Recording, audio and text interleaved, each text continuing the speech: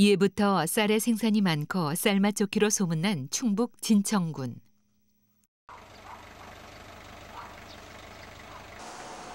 이곳에서 3대째 양조장 가업을 이어오고 있는 이규행 씨.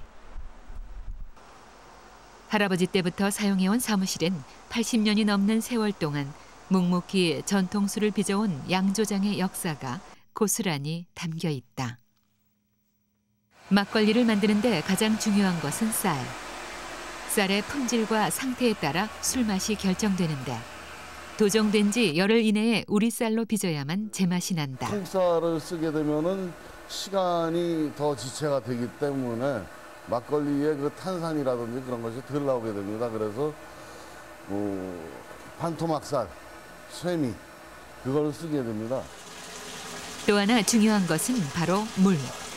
잡균이 없는 깨끗한 물이라야 제대로 된 술맛을 낼 수 있다. 이 물은 지하 150m 안반에서 뿜어 올리는 그 자연수죠. 그런데 이제 술을 만드는 데는 물이 상당히 중요한 역할을 차지하고 있는데 아주 수질 검사 48개 항목 이상의 합격이 된 그런 물을 항상 쓰고 그렇습니다. 진천군 덕산면에 자리 잡은 세왕주조는 1930년 백두산 지역에서 자생하는 삼나무와 전나무를 이용해 지어졌다. 이 건물은 폭염이 내리쬐는 한여름에도 술을 빚기에 알맞은 온도와 습도를 유지할 수 있는 등 옛 술도가의 원형이 잘 보존돼 있어 2003년 문화재청으로부터 근대문화유산 58호로 지정됐다. 80년 넘게 전통주의 맥이 이어져 올 수 있었던 것도 이런 노력과 정성이 있어 가능했던 게 아닐까. 오랜 시간 많은 사람들의 사랑을 받아온 막걸리. 막걸리는 언제 어디서 생겨난 것일까? 아득히 먼 옛날부터 우리 조상들은 가을이면 먹을 양식을 거두게 해준 하늘에 제사를 드린 후 술을 마시고 풍류를 즐겼다. 술의 역사를 한 곳에 모아놓은 안성술박물관. 이곳에 가면 우리 전통술에 대한 역사와 정보를 한눈에 알 수 있는데 아쉽게도 삼국시대 이전에 술 빚는 방법이나 종류에 대한 기록은 전해지지 않고 있다. 하지만 많은 사람들이 추측컨대 우리나라 최초의 술은 추수한 곡식으로 빚은 곡주, 즉 막걸리 형태였을 거라는 의견이다. 그러니까 이 술의 어떤 기초가 그냥 막걸리인데 근데 전국 팔도로 다니면서 막걸리를 보면서 보면 다 틀려요. 지방마다 특색이도 다 틀리고. 그러니까 우회 쪽으로는 우회 춘 지방은 소주가 발달됐지만 우리나라 아래쪽은 호남 쪽은 막걸리가 발달됐어요. 그러니까 이게 일정 시대 거치면서 이제 그 어떤 토속이 없어졌는데 토속이라는 건 뭐냐? 이 전통주나 술에 대한 어떤 기초는 내가 봤을 때 막걸리로 출발한 것 같은 그런 느낌을 받고 있어요. 고사서bio, 산림경제 등 현존하는 문헌에 등장하는 술 이름만 해도 700여 개가 넘고 곡주에 대한 여러 얘기도 나오지만 정작 막걸리라는 이름은 어디서도 찾아볼 수 없는데 막걸리라고 하는 주품명이 없기 때문이죠. 그러니까 막걸리라고 하는 말은 전혀 없고요. 탁주는 있습니다. 함부로 마구 거르다는 뜻은 막걸리였을 뿐이지 그것이 후대에 생겨난 말이죠. 그러니까 막걸리라고 하는 이름은 없고요. 그 막걸리의 모태가 흐리고 뿌연 탁주라고 하는 점에서 탁주에서 찾아야 되겠죠. 실제로 고려 명종 때의 문인인 김극기의 시에는 드랍에 탁주가 가득 채워져 있네라고 했고 이규보의 시에는 나그네 창자를 백주로 푸네로 표현돼 있는데 이는 모두 막걸리를 지칭한 것으로 보인다. 빛깔이 탁하다고 해서 탁주, 맵쌀로 빚은 하얀 술이라고 해서 백주, 도수가 낮은 술이라 해서 박주, 농민들이 즐겨 마셨다 해서 농주라 불린 막걸리. 탁주 중에는 이화주, 추모주, 혼돈주 등으로 불린 고급 탁주도 있지만 술밑을 그대로 으깨서 걸은 탁주. 막걸리가 가장 싸고 손쉽게 만들 수 있는 술로서 많은 서민들의 사랑을 받아왔다.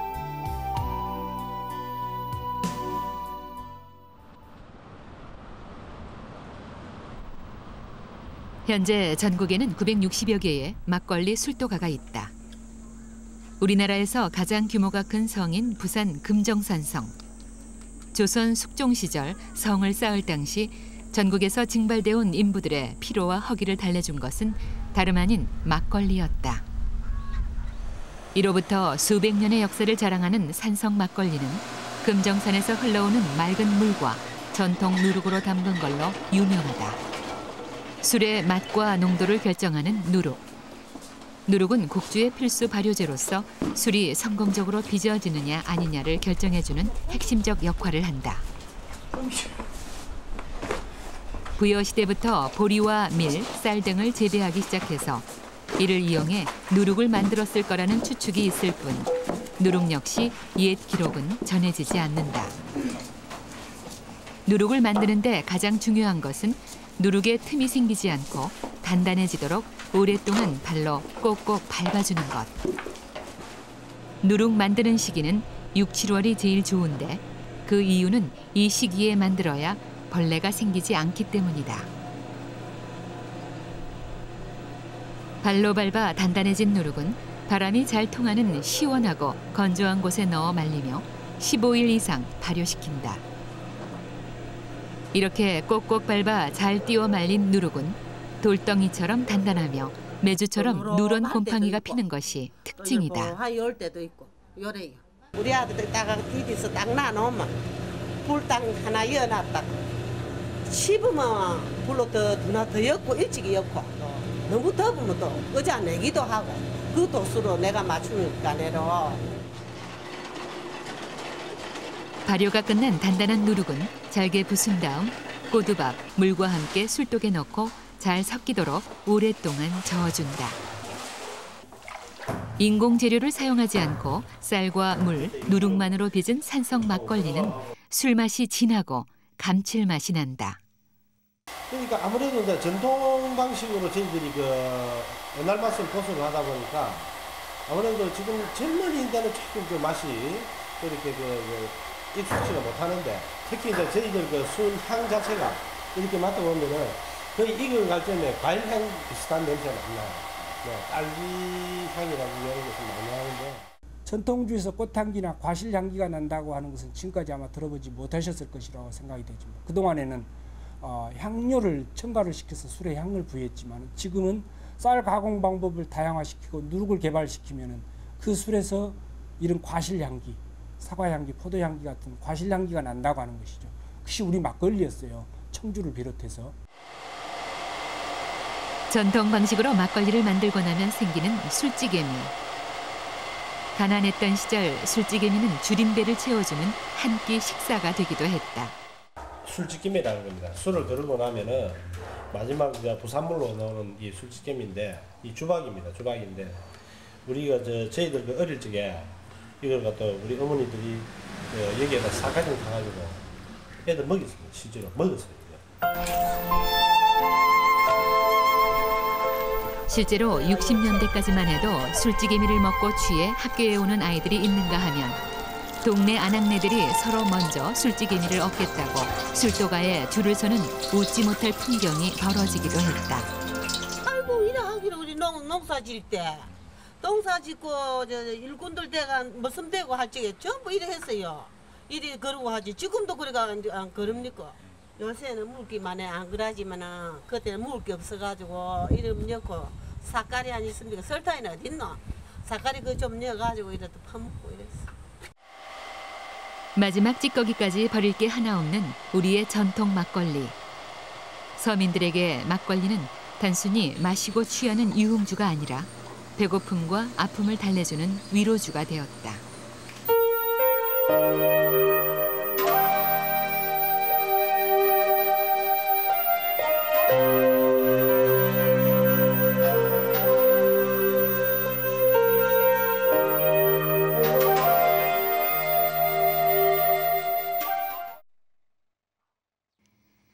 최근엔 전통 방식 그대로 술을 빚는 곳을 찾아보기 힘든 것이 현실.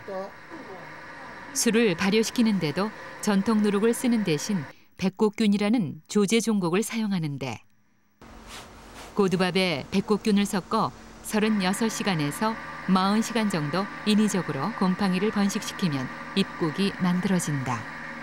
백국균이라면은 이제 약주를 빚을 때 주로 쓰는 균이고요. 옛날에는 이제 흙국을 많이 썼습니다. 흙국에서 파생된 게 백국인데 백국은 술이 우리 전통주를 만들 때는 전분질이 당으로 가고 당에서 알코올이 되는 것이 항아리 속에서 동시에 일어나거든요. 그래서 전분이 당으로 가는 거는 누르기 역할을 하고 또 당에서 알코올화되는 거는 이 백국균 자체가 역할을 합니다. 그래서 아주 중요한 거죠. 이게. 입국 제조 과정에서 온도와 습도를 잘 맞춰주면 신맛이 강하고 약간 쓴맛이 나는 카스테라 상태가 되는데, 이렇게 만들어진 입국은 잡균의 오염을 방지하고 막걸리에서 고유의 향기가 나도록 도와준다.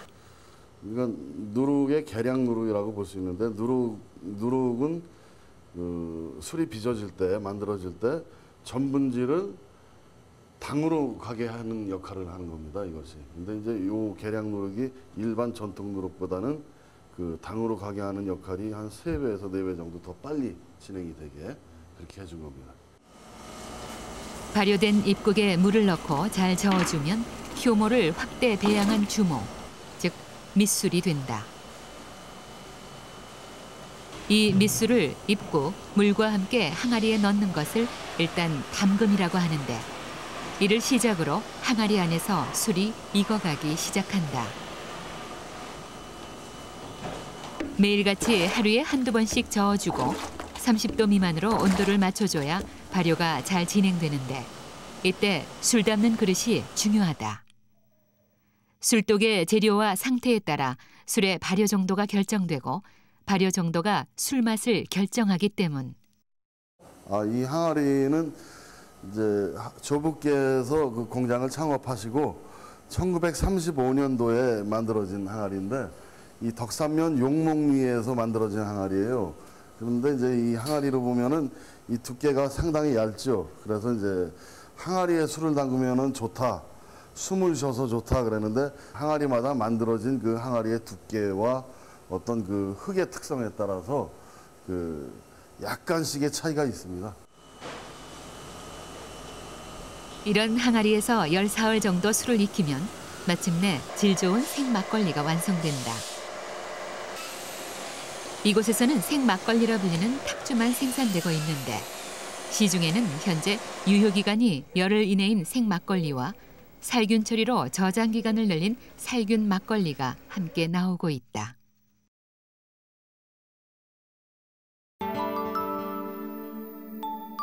술의 역사를 살펴보면 우리 선조들은 집집마다 술을 담글 수 있는 재료와 도구를 갖춰놓고 필요한 때 필요한 만큼 술을 담가 먹는 자급자족의 형태였다.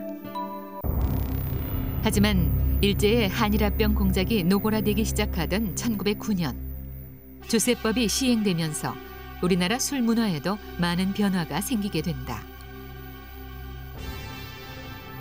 관에서 허가를 받은 사람만이 술을 빚어 판매할 수 있게 되자 벌금을 내지 않기 위해 너도나도 허가를 신청. 한때 전국의 양조업자 수가 12만 5천여 명에 이르기도 했는데, 이 조세법은 광복 이후 오공화국까지 그대로 이어져 지방마다 가문마다 전해져 내려오던 전통술의 상당수가 사라지게 됐다. 특히 일제시대와 6.25 전쟁 등을 거치며 식량 부족을 이유로 쌀로 술을 빚는 것을 금지, 밀가루를 첨가해서 막걸리를 빚도록 했고, 일부에서는 숙성이 덜 된 적금 막걸리를 유통시켰다. 이로 인해 막걸리는 뒤끝이 좋지 않은 술이라는 오명과 함께 우리 입맛에서 멀어지게 된 것이다. 그걸 이제 밥을 해먹기도 모질한데 술한다 해가지고서 술조사들이 누룩 들키고 술 들키고 하면 벌금도 나오고, 옛날에 농촌에서 제일 무서워하는 사람이 술조사 낭구조사예요. 상감. 쇠퇴하게 되는 것은 그 후에 우리 국민들이 말입니다, 맑은 술을 좋아하는 그런 원인도 있었고, 즉 외래주라든지 맥주라든지 이런 것을 선호해왔고, 우리가 주곡인 약물을 사용하지 않고 수입 밀가루 단지 옥분을 사용함으로써 막걸리가 좀 줄어드는 것입니다. 그러다 보니 1974년 168만 킬로리터가 넘던 막걸리 소비량이 점점 줄게 되어 2002년 상반기에는 최저를 기록했다. 다행히 한일 월드컵을 계기로 차츰 회복세로 돌아서는 모습인데 최근에는 지자체까지 나서 막걸리의 부흥에 적극적인 노력을 하고 있는 곳도 있다. 전주시에서는 매년 막걸리 축제를 여는가 하면 문화예술인들의 거리라 불리는 삼천동 골목에 막걸리 타운을 조성하기도 했다. 이곳에서는 막걸리의 텁텁한 맛을 없애기 위해 술을 한번 가라앉힌 다음 맑은 부분만 떠서 마시는데 한 상 가득 푸짐한 안주와 함께 먹는 그 맛이 일품이라고 한다. 뭐 소주, 맥주, 양주보다도 이게 서민적인 술이기 때문에 오늘 막걸리 전문점에 와가지고 사용하고 있습니다. 네, 황금색 대변이 나옵니다. 진짜. 머리 안 아프고 화장실 설사 안 합니다. 이게 뭐냐면 유하고 장에 좋은 것 같아요. 그래서 막걸리 먹습니다.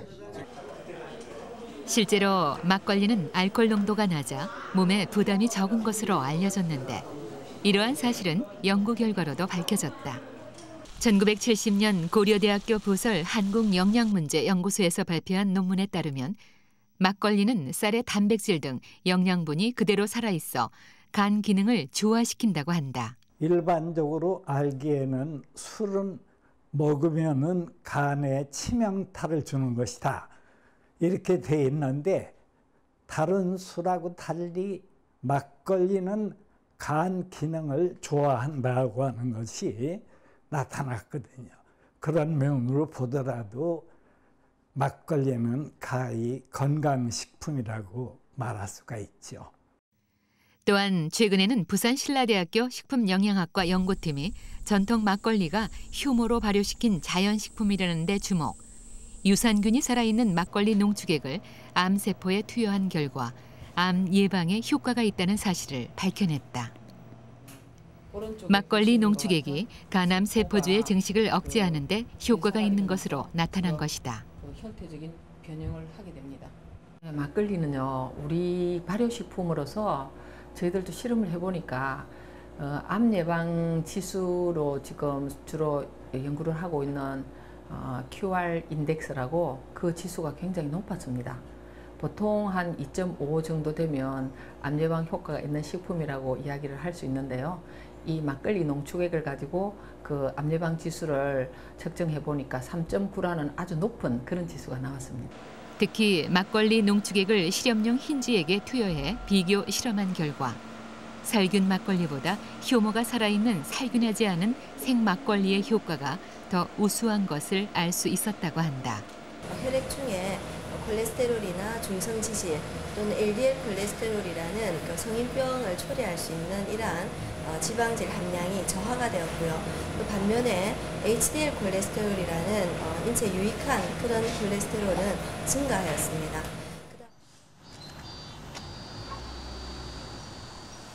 막걸리의 효능이 알려지면서 이런 장점을 살린 다양한 기능성 막걸리도 개발되고 있다.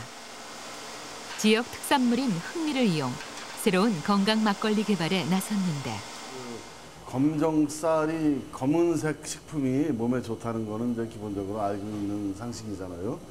그래서 그 우리 지역에 나는 그 검정쌀 특수미 그 친환경 단지가 있습니다.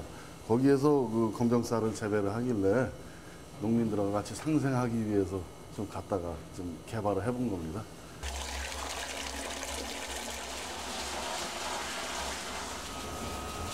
오랜 실험과 연구 끝에 막걸리 특유의 누룩 냄새를 줄이고 흑미에 함유된 안토시아닌 색소의 맛과 향을 그대로 살려낸 검정쌀 막걸리.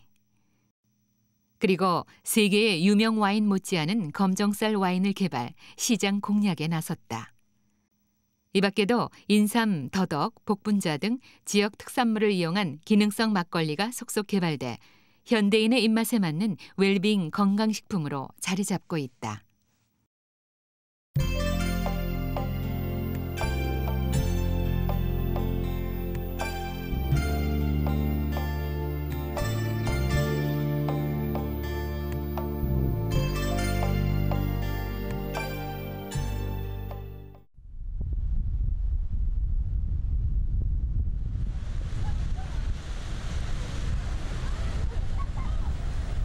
그 지역의 지리적 환경과 문화와도 밀접한 관계를 맺고 있는 술. 우리 선조들은 지방마다 술 빚는 재료와 방법을 달리하며 지역 특유의 전통주를 발전시켜 왔다. 바람과 돌로 유명한 제주도.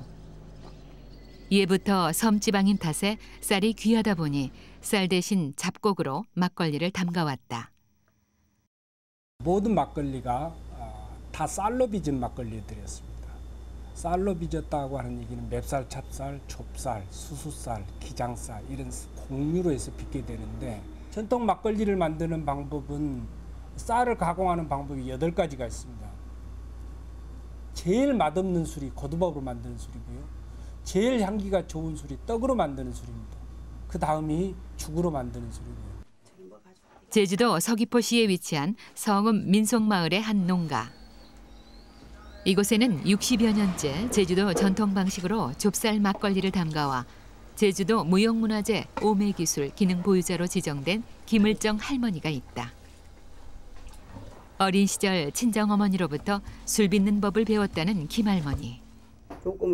제주도 지역에서 많이 나는 차조로 오맥이라는 술떡을 만들어 술을 담고 있는데 약국에도 약사도 금방 약사에 졸업한 사람은 모르고 몇 년 동안 노하우가 있는 사람이 약을 처방한 것이 잘 뜯는다고.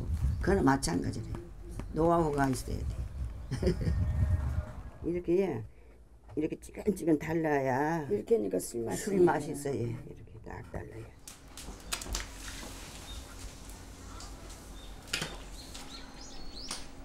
적당한 크기로 빚어낸 오메기 떡은 가마솥에 군불을 떼가며 삶아내는데 떡이 익을 때까지 잘 저어주다가 떡이 익어 물 위로 떠오르면 차례로 건져낸다.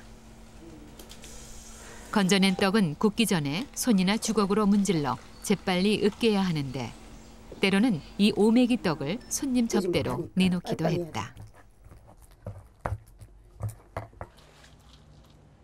으깬 떡은 물과 섞은 후 적당한 양의 누룩과 함께 잘 버무려준다. 이를 항아리에 옮겨 담은 후 적당량의 물을 부어주어 농도를 맞춘다.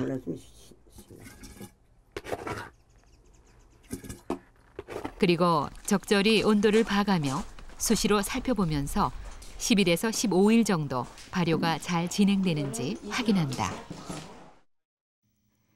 이렇게 잘 삭히면 마침내 노란 기름이 뜨는 오메 기술이 완성된다. 정성이죠. 최초 정성입니다. 정성.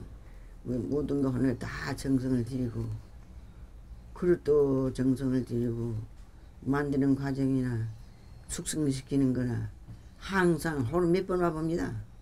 몇 번 와가지고 젖어주고 맛보고 술 또 게임에 떠나질 않거든요. 매일 하루 몇 번. 주세법상 가정에서 빚은 술은 판매가 금지돼 있어 아무런 수익도 기대할 수 없지만 할머니에 따른 집안의 비법을 전수받아 전통주의 맥을 이어가겠다는 생각이다. 지금은 찾아볼 수 없는 풍경이 되었지만 막걸리에 얽힌 추억은 아련한 향수를 불러일으킨다. 먹을거리가 귀하던 시절 어른들 심부름으로 술도가에 가서 한 대박씩 받아오던 막걸리. 자전거를 타고 또는 먼 거리를 걸어서 집으로 돌아오다 보면 호기심 반 배고픔 반으로 주전자의 막걸리를 들이켜 어른들께 혼나곤 했던 그때 그 추억들. 아버님이 저희 어렸을 때 술을 좀 많이 시켜가지고 그러면 술좀 시키면은 이제 맛을 한번 궁금해서 뭐 어떤 맛일까 궁금해서 그냥 홀짝홀짝 먹으면 얼굴이 빨개져가지고 집에 가져가는 건 반지전밖에 안 되니까요. 아버님한테 많이 혼나죠. 뭐 넌 먹었구나. 그런 생각이 추억이 생각나는 것 같아요. 경기도 고양시 옛 배다리 마을. 배다리 마을에서 5대째 양조장을 해오고 있는 박건원 씨가 세운 박물관에는 술에 관련된 각종 유물과 자료가 전시돼 있다. 이곳에 가면 배다리 막걸리에 얽힌 역사와 재미난 사연을 들을 수 있는데 그중에서도 박정희 대통령과의 특별한 인연이 눈길을 끈다. 긴장되는 게 대통령이 이제 술을 잡순다 그러니까 밤에 또 누가 뭐 독국물이라도 넣어놓고 가가지고 자다가도 잠이 깨가지고 가서 또 술독을 들여다보고 뭐 이렇게 하다가 영광스러운 이제 그 이름 가지고 이제 박통이 먹던 잡순 술이다 그래가지고 이제 술이 많이 팔렸죠. 그 덕도 많이 봤어요. 그랬다고 뭐 그 큰 덕은 이제 유명세가 붙은 거죠 이제. 그런가 하면 1970년대에는 고려대학교가 일명 막걸리 대학이라 불렸다.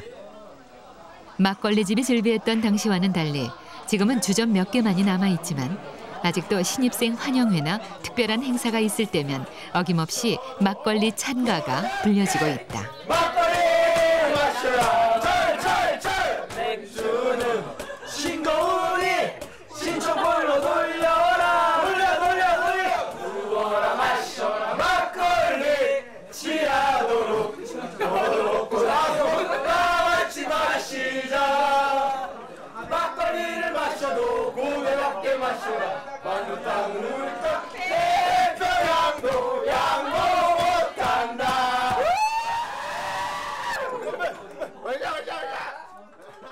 예, 한 달에 한 두세 번 정도 마셔요. 주로 어느 때 마시나요? 아무래도 좀 군대 갔다 온 친구 만날 때라든지 아니면 또 학교에서 신입생 환영이나 이런 애들 만날 때, 후배 만날 때 이럴 때 한 달에 한 두세 번 정도 마셔요. 아무래도 이제 제가 고등학교 때 가졌던 생각도 그렇고 고대가 약간 토속적이라는 이미지가 있죠. 근데 직접 와서 느낀 거지만 정말 그런 점이 있다고 생각해요. 되게 정이 많고 막걸리도 왠지 뭐랄까 정이 있는 술이잖아요.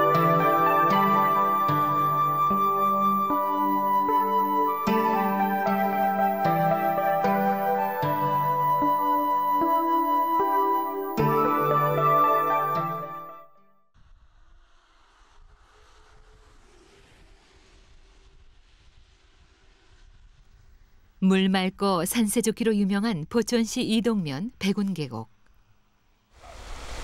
이 때문에 예로부터 막걸리 제조장이 많이 들어선 백운계곡에는 길가마다 막걸리 가판대가 줄지어 있고 막걸리 인기에 따라 갈빗집도 지역 명소가 되었다. 1950년 6.25 전쟁이 일어나던 해 이곳에 터를 닦은 후 50여 년 동안 막걸리를 빚어오고 있는 이동주조. 이동 막걸리는 인근 군부대와의 인연으로 유명해지기 시작했는데 모두가 어려웠던 시절 이곳에 넉넉했던 막걸리 인심은 지금까지도 화제가 되고 있다. 군인들이 밤에 와서 막 사정을 해. 응? 좀 달라고. 그때는 경제 사정도 지금 같지가 않고 정말 다 어려운 시절이니까 또 우리 하 사장님이 마음이 좋아가지고 막 퍼주고 이제 그러니까 그게 소문이 나서 이 근처 부대에서는 밤에는 정말 차가 몇 대씩 오고 막 이랬어요. 모든 공정을 수작업으로 하며 전통 방식 그대로 막걸리를 담고 있는 이동주조. 부드러우면서도 톡 쏘는 막걸리 맛이 인기의 비결이라고 하는데 50년이라는 세월의 흐름 속에서도 한결같은 맛을 유지할 수 있었던 비결은 과연 무엇일까? 냄새가 원체 산세가 좋고 물이 좋은 곳에서 피고 있기 때문에 맛이 좋은 거로 생각합니다. 첫째 물이 제일이에요. 그리고 항상 같은 맛을 내기 위해서는 술을 다 해놓은 다음에 활수라는 걸 합니다. 물을 타서 도수 마실 때 그것을 항상 조금도 변함없이 꾸준히 해나가기 때문에 맛이 일정하면서 맛이 좋아요, 저희는. 2001년 1월까지만 해도 포천에서 생산되는 막걸리는 포천 지역에서만 판매가 가능했다.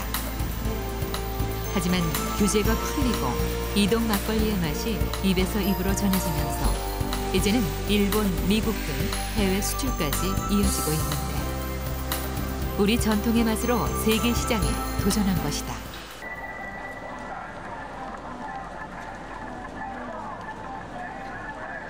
막걸리의 열풍이 가장 먼저 불기 시작한 곳은 바로 이웃나라 일본.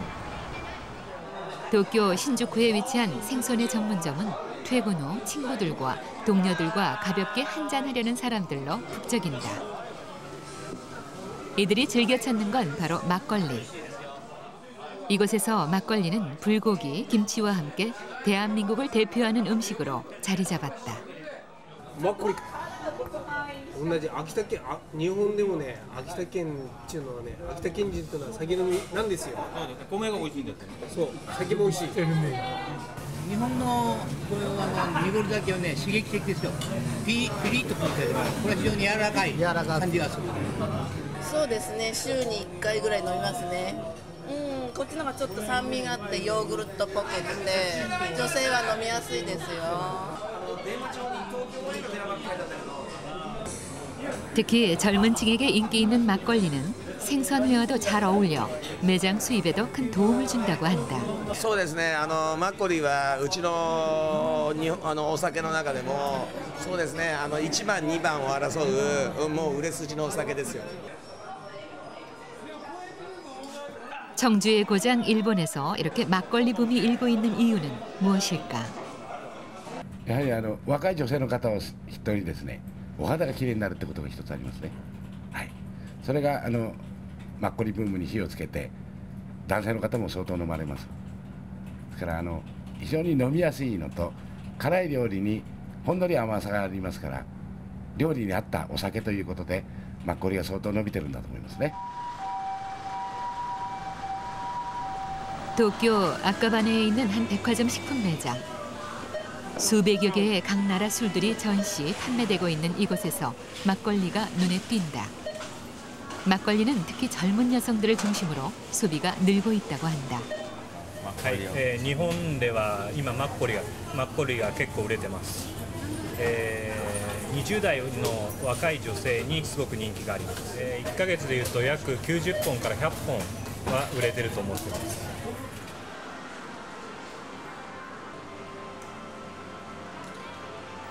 뿐만 아니라 일반 주택이 몰려있는 주택가 인근의 주류 판매점에서도 막걸리는 손님들이 찾기 쉬운 냉장고 맨 위쪽을 차지하고 있다.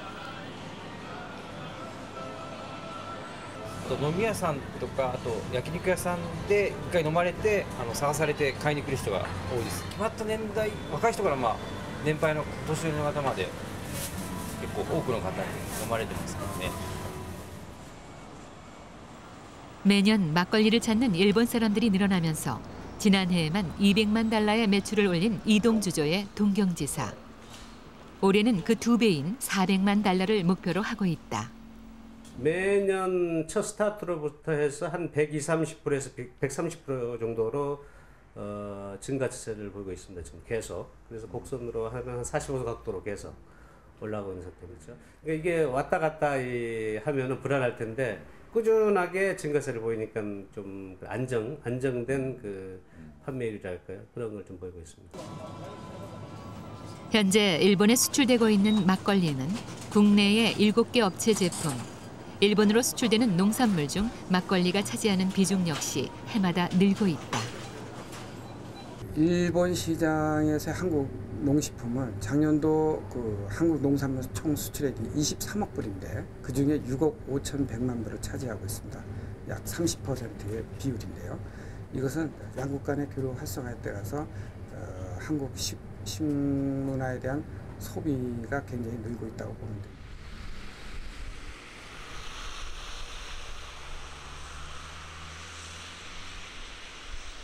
일본에는 현재 2,500여 개의 양조장이 있는데 최근에는 한국 막걸리를 상품화하는 업체들도 늘고 있다.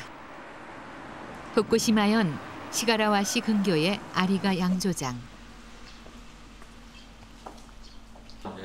에도 시대부터 300여 년 동안 10대째 가업을 이어오고 있는 이곳 역시 10년 전부터 막걸리 생산을 하고 있는데 일본에도 도부루쿠라해서 탁주가 없는 것은 아니지만 알코올 도수 6도 안팎의 우리의 막걸리와는 달리 17도에 이르러 약주에 가깝다. 현재 일본은 주류법상 막걸리에 밀가루를 첨가하지 못하게 하고 있어 맵쌀과 찹쌀만으로 막걸리를 빚고 있는데 小麦粉を入れますと香りが非常に良くなりまして香ばしい匂いがしますので、できれば使いたいんですけど日本の法律上米だけということなんで、使えませんのでそのまま米で作っております。 또한 술밥에 넣는 종균도 우리는 계량 종국인 백곡균을 쓰는 반면 일본에서는 메주의 곰팡이와 같은 황곡균을 쓴다. 이렇게 담근 술은 저장 탱크에 담아 숙성시키는데 발효가 잘 진행되도록 수시로 저어주고 일정한 온도와 습도를 유지하도록 정성을 다하는 모습은 우리와 같다.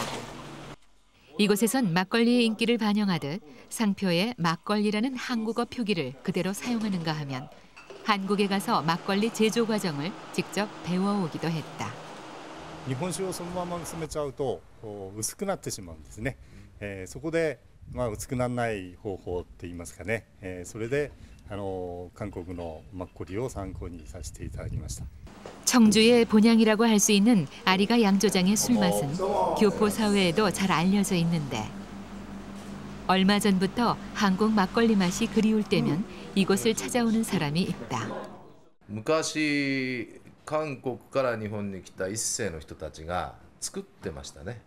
それをマッコリっていう表現で飲んでました。で僕たちも小さい時に飲んだこと、今の方が洗練されてますね。美味しいですね。昔のは田舎の味ですね。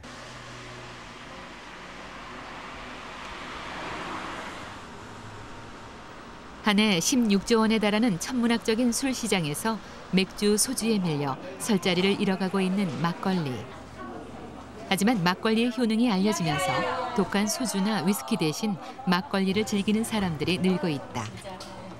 막걸리가요 발효식품이라서 피부에도 좋고요. 또 제가 장이 안 좋은데 다른 맥주나 이런 걸 먹으면 좀 썰썰하거든요. 근데 이런 거 먹으면 이제 괜찮은 것 같아요. 저는 소주하고 맥주를 먹으면 머리가 아파요. 근데 막걸리 먹으면 다음날 제가 은행원이거든요. 다음날 앉아 있어도 조금 뒤끝이 저는 좀 난 것 같아요. 그래서 막걸리를 좀 먹으러 가요.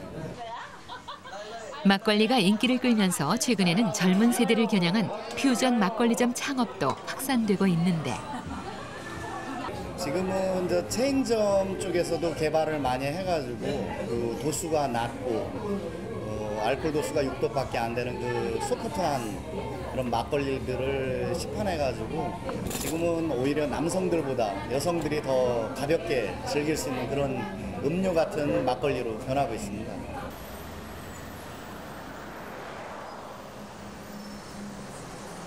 그런가 하면 우리 술의 맛과 역사를 배우기 위해 전통주 연구소를 찾는 일반 사람들 역시 꾸준히 늘고 있다.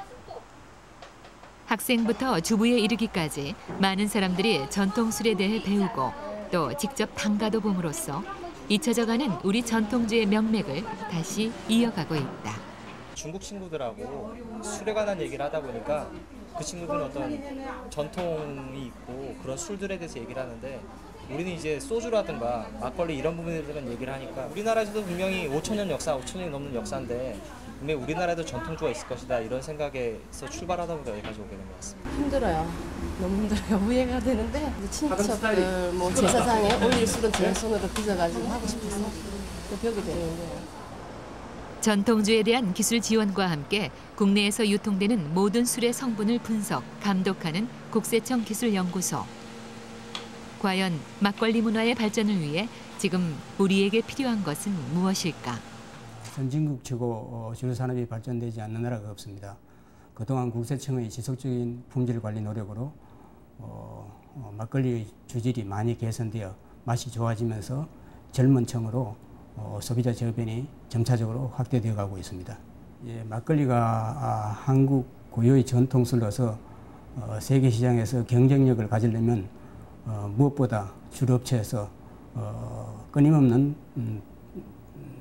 품질 개발, 제품 개발과 품질 향상을 위한 노력이 뒤따라야 한다고 생각합니다. 또한 새로운 소비층을 개발하고 시장을 확대하기 위해서는 무엇보다 막걸리 제품의 다양화가 필요하다는 지적이다. 와인도 마찬가지지 않습니까? 고급 와인 있고 아주 저급 와인 있고 싼 경제적인 와인들이 있듯이 우리 술도 마찬가지. 막걸리도 10,000원짜리가 있을 수도 있고 1,000원짜리가 있을 수도 있는 건데 전부 1,000원짜리만 만들려고 유도하는 결과밖에 안 된다는 거죠.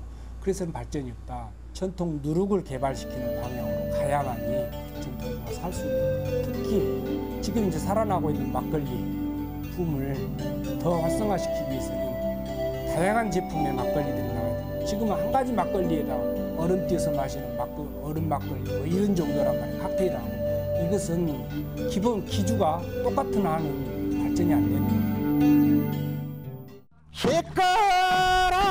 막걸리 한 잔에 갈증과 허기를 달래며 힘든 농산일도 마다 않던 우리네 농민들이 있었다. 막걸리 한 잔에 걱정과 시름을 모두 잊고 허허 웃음 짓던 우리네 조상들이 있었다. 한 나라의 문화와 전통을 고스란히 말해준다는 술. 막걸리 한 잔에 담긴 선조들의 삶의 지혜와 넉넉했던 그 마음이야말로 무엇보다 소중히 지키고 간직해야 할 우리의 문화며 전통이 아닐까.